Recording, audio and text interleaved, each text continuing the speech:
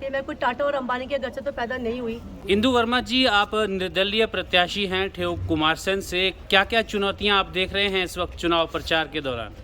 नहीं देखिए, चुनौतियाँ तो मुझे ऐसा नहीं लग रहा कि मेरे ऊपर कोई चुनौती है। जनता का ये इतना जो अपार समूह जो और अपार जो प्यार मुझे मिल रहा है, मैं नहीं समझती कि ये चुनौती मेरी नहीं है, ये चुनौती जो है जनता की है। इंदु जी, आपके ऊपर बार बार एक आरोप लग रहा है कि पहले आपने भारतीय जनता पार्टी से टिकट के लिए अप्लाई करा, फिर आप कांग्रेस में शामिल हो गए, कांग्रेस में आपका काफ़ी स्वागत हुआ, वहाँ भी टिकट नहीं मिला, इसलिए अब आप निर्दलीय लड़ रहे हैं। ये आपकी क्या अपनी राजनीतिक महत्वाकांक्षा है या लोगों का समर्थन आपको मिल रहा है इसलिए आप चुनाव मैदान में? नहीं देखिए, कोई राजनीतिक महत्वाकांक्षा नहीं होती और मैं कोई नई तो हूँ नहीं कि मेरे को अपनी सफाई देनी पड़ेगी। मैं 30 सालों से मैं राजनीति में हूँ और आपको पता है कि जो 2 राष्ट्रीय पार्टियाँ, इन्होंने मेरे को खुद बुलाया था, मैं कोई इनके पास स्वयं नहीं गई थी। इन्होंने मुझे बुलाया था और कहा था कि और बोला था हमें, लेकिन मुझे बुलाने के बाद जो इन्होंने मुझे अपमानित किया, मेरे को नहीं समझता कि 2 राष्ट्रीय पार्टियाँ और एक तो इतनी बड़ी पार्टियों ने जिस तरह से एक महिला का अपमान किया है, मैं समझती हूँ कि इसका ये जवाब जो है आने वाले समय में, और आप देख भी रहे हैं, मेरे ख्याल से आप तो मीडिया वाले हैं, देख भी रहे होंगे कि जनता जो है इससे कितनी रोष्ट है। जी मैम, आपके ऊपर अजय श्याम जो भाजपा के प्रत्याशी है, उन्होंने एक नारा दिया है अपना मंच, तो अपना मंच कहकर वो आपको बाहर का साबित कर रहे हैं, क्या आपके ऊपर ये टारगेट हो रहा है? मुझे तो मतलब अब मैं देखो किसी के ऊपर टीका टिप्पणी नहीं करना चाहती, ये सबकी अपना विचार है, अपनी उनकी सोच है। लेकिन उनसे ये पूछना कि जो पिछले 30 साल से वर्मा जी जिनका राजनीतिक जीवन यहाँ से शुरू हुआ है, आज जिनको सड़कों के मसीहा के नाम से जाना जाता है, आज मेरे ख्याल से वो इसी क्षेत्र के हैं ना। अब आप बाहर का मार्च बोलते हैं, उनको क्या बोलते हैं, मुझे बोलते हैं, अब मैं इसके ऊपर ज़्यादा कुछ नहीं बोलना चाहती। कल कुलदीप सिंह राठौर ने भी आपके ऊपर टिप्पणी करी थी कि एक करोड़ोंपति धन बल के दम पर यहाँ पे टिकट लेना चाह रहे थे, लेकिन कांग्रेस पार्टी एकजुट रही, अब वो निर्दलीय मैदान में है, तो राठौर जी पर क्या कहेंगे आप? देखिए, राठौर जी मैं उनका बहुत सम्मान करती हूँ, मेरे लिए बहुत आदरणीय है, लेकिन आप ये सोचिए कि चलो करोड़पति, मैं कोई टाटा और अंबानी के घर से तो पैदा नहीं हुई, ना वर्मा जी टाटा अंबानी के घर से पैदा हुए हैं। एक किसान के बेटे हैं और किसान का बेटा, उनका पिता आज वो हिमाचल के पहले फर्स्ट IPS ऑफिसर रहे हैं। हमने पूंजी कमाई है, तो हमने ये पूंजी आज ठियोग में, आज अभी चलो ये वाला क्षेत्र तो हमारा 10 साल पहले जुड़ा है, लेकिन आज आप ठियोग जो पहले जो ठियोग विधानसभा क्षेत्र था, आज घर घर में सड़कें पहुंची है। तो मेरे ख्याल से पूंजीपति ना होते तो शायद घर घर में सड़कें भी ना पहुंचती, और ये कोई किसी की कोई कमाई नहीं थी, ये उनकी अपनी कमाई से पहुंची है। आज जो ये दावे कर रहे हैं, आज ठीक है, बड़ी बड़ी राजनीतिक पार्टियाँ हैं, हमने भी इस राजनीतिक पार्टी में बहुत रहे हैं और देखा है ज़मीनी तौर पे इनकी क्या हकीकत है। जो हमारे जो आज के जो उम्मीदवार हैं, मैं पूछना चाहती हूँ, वो ज़मीनी तौर पे कोरोना के टाइम में कहाँ थे ये लोग? कोई एक सामने आया, किसी ने कुछ काम किया?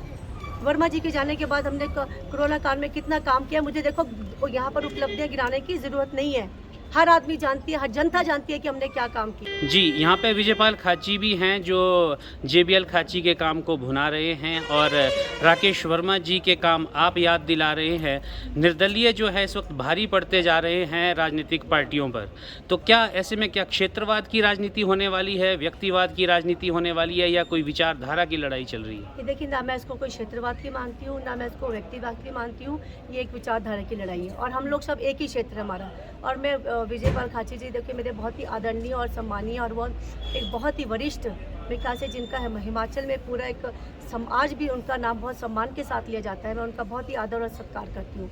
हम दोनों एक ही नैया में, उनको मैं ये बोल सकती हूँ कि उनको मेरी तरफ से बहुत बहुत शुभकामनाएं। क्या क्या प्राथमिकताएं हैं अपने ठियोग और खासकर कुमारसैन के क्षेत्र को लेकर? आप अभी किंगल में है, यहाँ एक घोषणा हुई थी सब्जी मंडी की, वो धरातल पर आज भी नहीं आई है, क्या कहना चाहेंगे आप? नहीं देखिए, अब विकास की दृष्टि से तो मैं आपको पता ही है कि प्राथमिकता, आपको पता है ग्रामीण क्षेत्र में शायद प्राथमिकता कभी ख़त्म नहीं होती है, और हमारा दुर्भाग्य ये रहा है कि मेरे ख्याल से कि पिछले 10 सालों में जो यहाँ का यहाँ का विकास अब पिछले 5 साल में कितना हुआ कितना नहीं हुआ, हाँ, लेकिन जो हमारी, ठीक है, मैं मानती हूँ कि हमारे जो विधायक थे वो कम्युनिस्ट थे, लेकिन सरकार तो हमारी अपनी थी, तो हम उनकी सरकार के होते हुए तो जो उन्होंने घोषणाएं की थी, मेरे ख्याल से उनको पूरा करना चाहिए था। और मैं भी आपको इस मन से ये बोलना चाहती हूँ कि हम विकास के साथ जुड़े हैं और विकास ही हमारा नारा है और विकास के लिए हम आज जनता के बीच में हैं। इंदु जी, अगर आप विधायक चुने जाते हैं और किंगल में आप मंदिर के समक्ष बयान दे रहे हैं,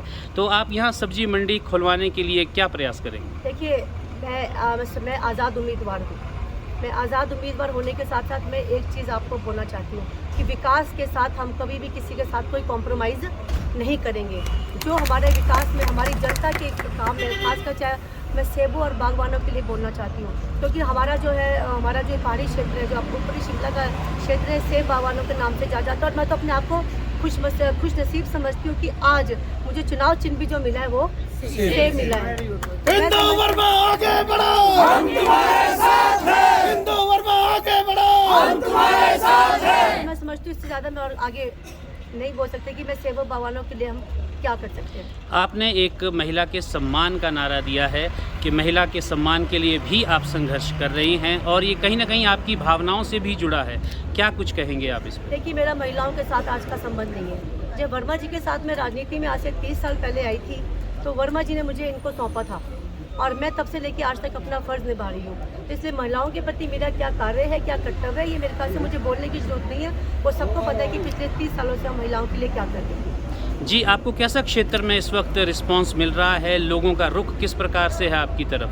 नहीं, देखिए, लोगों का रुख मेरे ख्याल से मेरे से ज़्यादा आप लोग मीडिया वाले हैं, आपको ज़्यादा पता होगा। लेकिन मैं यहाँ की स्थानीय जनता को ये बता देना चाहती हूँ कि घबराने की कोई बात नहीं है। रोज़ हमारा जो प्रचार और आप लोगों के सबके सहयोग से जो एक हमारा जो प्रचार चल रहा है उसमें हम बहुत अच्छी तरह से आगे चल रहे हैं और बाकी आने वाले समय में जो है 12 तारीख को रिजल्ट का पता लग जाएगा। इंदु जी, आपका चुनावी संघर्ष सफल हो। हिमालयन डिजिटल मीडिया के साथ आपने बात की, कोई संदेश हमारे दर्शकों को आप देना चाहें?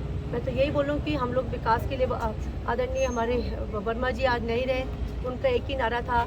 वो इस हमारा जो कुमारसंद विधानसभा क्षेत्र है और हमारा जो भी पिछले 10 सालों में जो अभी नया जुड़ा था, वो बहुत कुछ करना चाहते थे लेकिन वो नहीं कर पाए। लेकिन वही एक सपना और एक सपने को लेकर मैं आगे चली हूँ कि हम ठियोग विधानसभा क्षेत्र को एक ऐसा विधानसभा क्षेत्र बनाना चाहते हैं कि जो जिससे हमारे पूरे प्रदेश में, हिमाचल में एक लगे कि एक विधानसभा क्षेत्र हो तो ठियोग विधानसभा क्षेत्र है।